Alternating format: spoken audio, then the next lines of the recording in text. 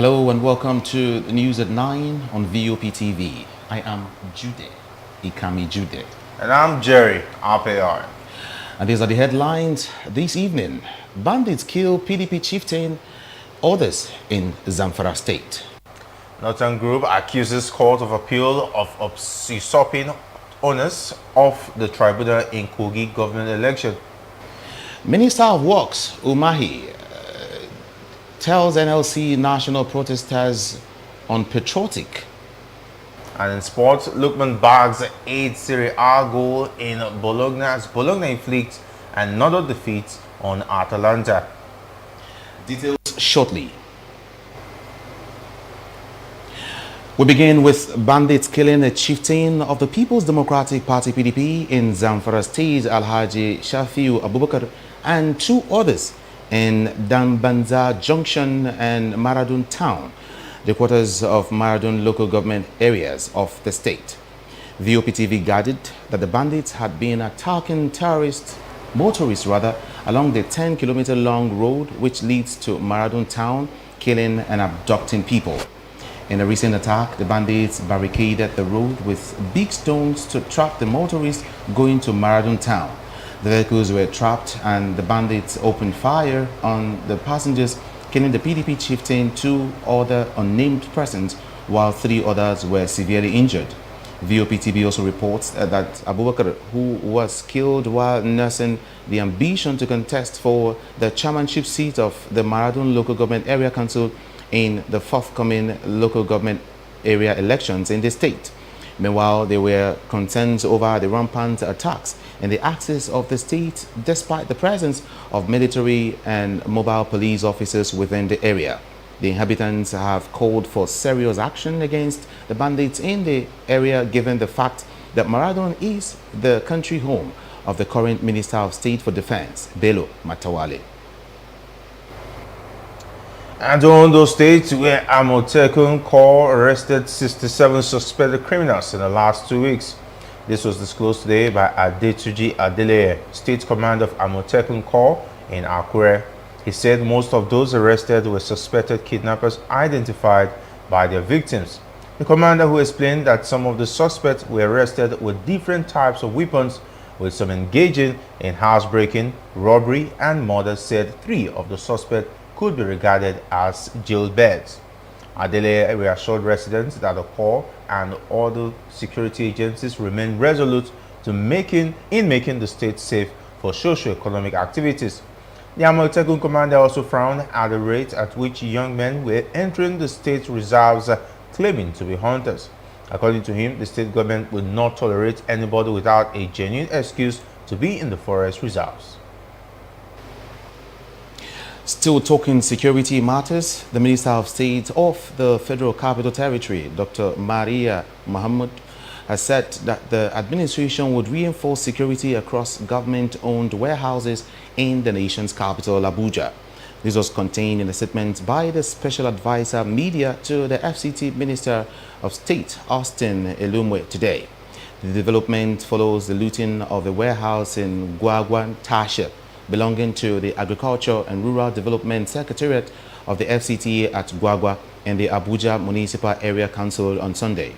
The spokesperson for the Secretariat, Zakari Aliyu, and the Public Relations Officer of the Police Command had both confirmed the incident and arresting of about 15 persons in connection with the vandalism of the warehouse. Mahmoud, upon her visit to the warehouse today, expressed disappointment with the incident, describing it as being beyond hunger, but an act of criminality. The minister lamented the looting of food items, stating that the youth in the area had reportedly instigated their attack and also carted away machinery in the warehouse. Still on security, the Federal Capital Territory Police Command has denied reports claiming a truck carrying food items in the Dede area of the FCT was attacked and looted today.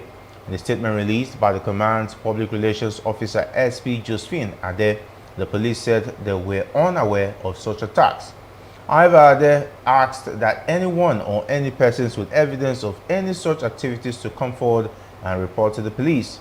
Earlier reports gathered that the looting of a warehouse in Gwagwa Tasha belonging to the Agricultural and Rural Development Secretariat of the FCTA at Gwagwa in the Abuja Municipal Area Council on Sunday.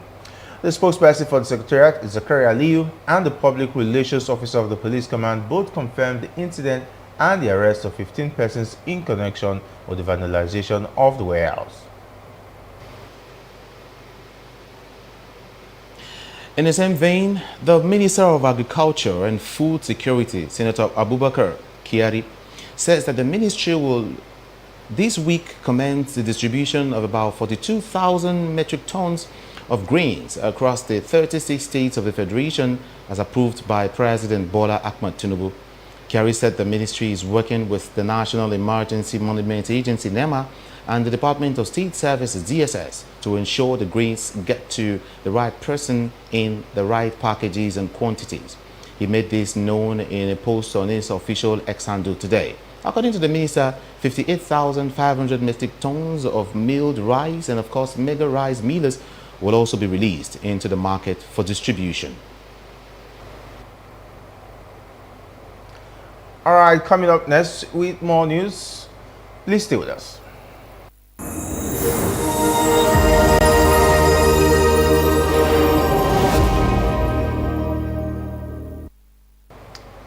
A civil society organization, the North Initiative for the Defense of Democracy and Justice, has accused the Court of Appeal of usurping the powers of the Kogi State Governorship Petition Tribunal.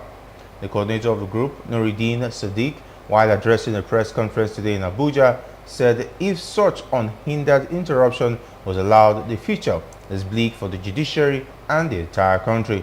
The group noted that the tribunal, which is a direct fact-finding panel, has all the powers to issue directives and orders on the mode of its operations in order to accomplish its duties. The group recalled that the tribunal on the 25th November 2023 made many orders in favor of the petitioners Moritole Ajaka and the Social Democratic Party SDP, saying one such order was inspection of electoral materials used for the November 11, 2023 governorship election of Kogi State. It explained that the orders were duly served on Usman Ododo of the All Progressive Congress APC by substituted means on the 18th of December 2023 together with the petition. We get to Taraba State now, where the Taraba State government has expressed dismay after the Kuteb ruling house boycotted a meeting organized by the Bureau of Traditional Chieftaincy and Local Government Affairs. Kuteb Kingmakers offered recently shunned the meeting, which was geared at discussing the rotation of Takum stool among the three major tribes in the council. At a press briefing today in Jalingo, the governor, Dr. Agbo Kafes, asserted that the absence of the Kuteb ruling house would not impede the ongoing peace-building efforts initiated by the government in response to the demands of the people of Takum. Speaking via his Commissioner of Information and Orientation, Zainab Usman Jalingo, he reiterated his administration's commitment to ensure permanent peace in the council. The controversy stems from the refusal of the Kuteb ruling house to participate in meetings convened by the State Bureau for Local Government and Chieftaincy Affairs aimed at facilitating the installation of 3 third-class chiefs and 1 first-class monarch in Takum town. Niger State Governor Umar Bago has clarified misconceptions regarding the state's stance on mass purchase of food items from the state to other states in the country. Governor Bago told reporters today that he only stopped bulk purchases of food from local markets to neighboring countries. The governor said food items purchased in Niger State markets are not stopped from being moved to other states in the country. He said the decision was to regulate the level of sales and ensure the people are not exploited by smugglers. He highlighted the challenges faced by local farmers, including exploitation by middlemen and smugglers who divert agricultural produce to international markets. Governor Bago stressed the need to protect local industries and ensuring fair market prices for farmers. Meanwhile, Minister of Works David Umahi has described the national protest by the Nigerian Labour Congress (NLC) as unpatriotic. He made the comments today while inspecting the Enugu-Port Harcourt road in reaction to the recent protest by the NLC over the precarious economic situation in the country. The minister believes the latest protest is one too many under the 9-month-old President Bola Ahmed Tinubu's administration. He explained that the protest does not show patriotism. For the minister, contrary to the position of the Labour and despite the current situation, the government had set things in motion for better times ahead. Coming up, Customs hands over 704.5 million naira marijuana to NDLA in Lagos. This and more after the break. Stay with us.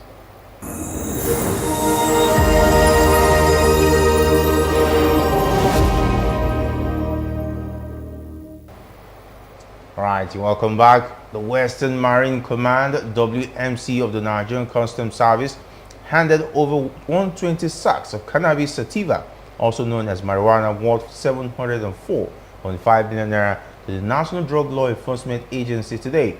The Customs Area Controller, Comptroller Salefu Odaudo, revealed that the 120 sacks contained 10,551 loaves of cannabis sativa with a total duty paid value of 704.5 million naira. Controller Salefu explained that the seizures were made in 3 different operations at Jegemo Island opposite Iworo Ajido waterfront and at Sipa Beach along Seme borders on November 29, 2023, December 2, 2023, and January 19, 2024, respectively. Speaking further, Salefa admonished Nigerians to desist from illicit and illegal cross-border trade practices, stressing that it has huge consequences for the general economic and health welfare of the citizens. Reaction after receiving the cannabis from Customs, the commander of narcotics NDLEA, Paul Ahon, commended the Western Marine Customs for its synergy with the Drug Enforcement Agency. Ahon equally assured that the NDLEA will continue to build on its partnership with Customs in a bid to curb the smuggling of drugs into the country. And now, following the incessant abuse of drugs amongst young Nigerians, Chairman Chief Executive Officer of the National Drug Law Enforcement Agency (NDLA), Brigadier General Muhammad Buba Marwa, retired, says the agency has 30 treatment and counseling centers for drug addicts. He also said that the NDLEA has established a call center with toll-free helpline to provide psychosocial support for those who need help. Marwa said these at the pre-Ramadan lecture organized by the Alhaji Muhammad Lawal Memorial Jumat Mosque at Sokoro in Abuja on Sunday. The NDLEA boss also urged parents to pay more attention to the upbringing of their children, as well as providing them quality care that will prevent them from going into drug abuse. He called for earlier intervention for those already experiencing or experimenting or struggling with substance abuse to avoid their situation getting worse. He urged Nigerians, especially Muslim faithfuls, to use the period of the holy month of Ramadan to pray for God's guidance for President Bola Ahmed Tinubu, state governors, ministers, and other political leaders in the country. In another development, the Senior Program Officer, Breakthrough Action Nigeria, Dr. Olushola Adeoye, announced today in Jos that at least 2.9 million insecticide-treated nets are to be distributed to the citizens across the 17 local government areas of Plateau State as part of efforts to prevent malaria in the state. The senior officer announced this when she led members of her team on the mass distribution campaign to the office of the Plateau State Commissioner for Information, Musa Ashams, at the ministry's headquarters in Jos. She said the distribution became imperative owing to the high rate of malaria infections caused by mosquitoes in the state. The program officer said malaria still remains a big challenge in the state, while she noted that at the last survey conducted in Nigeria, the prevalence of malaria in Plateau State was 19%, which means 1 out of every 5 cases is malaria. The State Commissioner for Information, Musa Ashams, who acknowledged that malaria is a major public health challenge, and the state, however, said that the government was determined to resolve them in the interest of the citizens.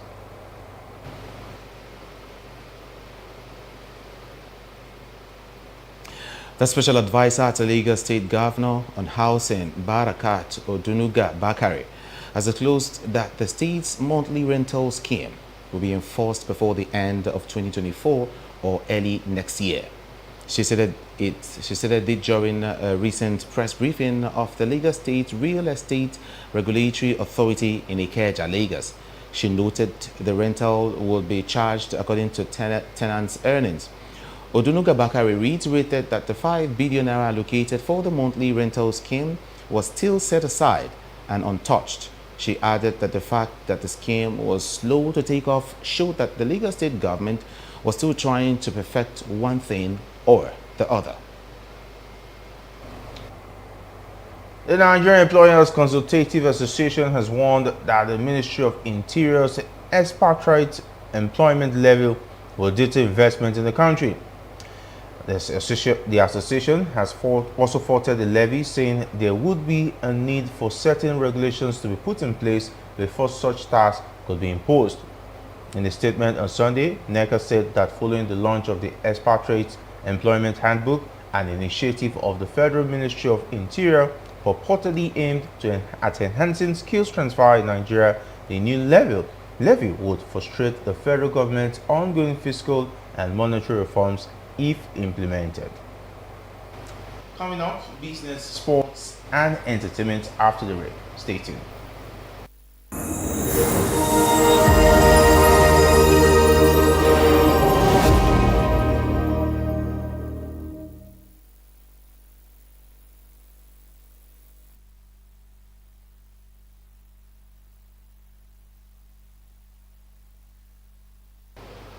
Now, welcome back. The House of Representatives has been advised to evoke its powers to subpoena and arrest top executives of Binance Holdings Limited following their failure to appear for a public hearing organized by the Committee on Financial Crimes today. The company is facing a series of allegations including terrorism financing, money laundering, tax evasion, and other crimes.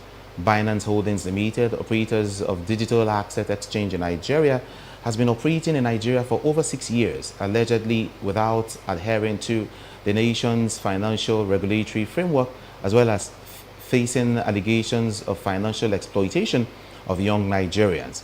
You will recall that the Niger Delta Youth Council Worldwide and, of course, the Empowerment for Unemployed Youths initiative petitioned the National Assembly urging the two members to invite Binance for questioning. Governor Godwin Obaseki of Edo State has flayed the Central Bank of Nigeria for raising the monetary policy rate MPR by 22.75% amidst the economic hardship in the country. Governor Obaseki stated that the Apex Bank's decision will further worsen the country's ongoing economic challenges. The governor made this known in a speech as a guest speaker during the annual dinner of Edo Zone Bankers Committee in Benin City, the state's capital. You will recall that the Monetary Policy Committee of the CBN had raised the benchmark interest rate by 400 basis points to 22.75%. The CBN Governor, Olaimi Cardoso, revealed this during the announcement of the first MPC meeting of the year in Abuja last Tuesday.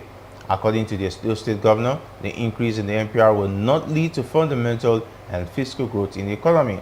Governor Obaseki urged the government to rather focus on increasing production, ensuring citizens produce the goods and services they consume, and depend less on imports.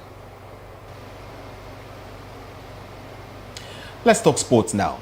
Alex Iwobi has made an instant return to social media after a short absence. Iwobi was the subject of hateful comments following the Super Eagles 2-1 final defeat to host Cote d'Ivoire in the final of the 2024 African Cup of Nations. The Fulham of England player was widely criticized for his performance against the Elephants. Iwobi deleted all his Instagram posts following the incident. His teammates, the Nigerian Football Federation (NFF), the Nigerian Sports Minister John Eno, condemned the attack. Iwobi has now shared a video on Instagram, giving his fans and followers a glimpse of what he has been up to in recent times. In the video, he also teased a snippet of what appears to be his unreleased rap song. A number of his teammates, including William Troost Ekong, Frank Onyeka, and Kenneth Omeruo, took to the comment section to show their support.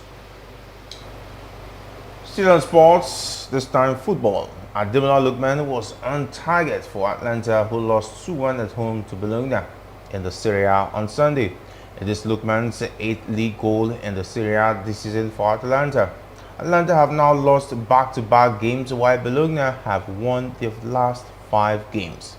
The Nigerian forward opened scoring for Atlanta in the 28th minute, but Joshua Zexi equalized for Bologna from the penalty spot on 57 minutes. Zexi has taken his tally in the Italian league to 10 goals in 26 appearances.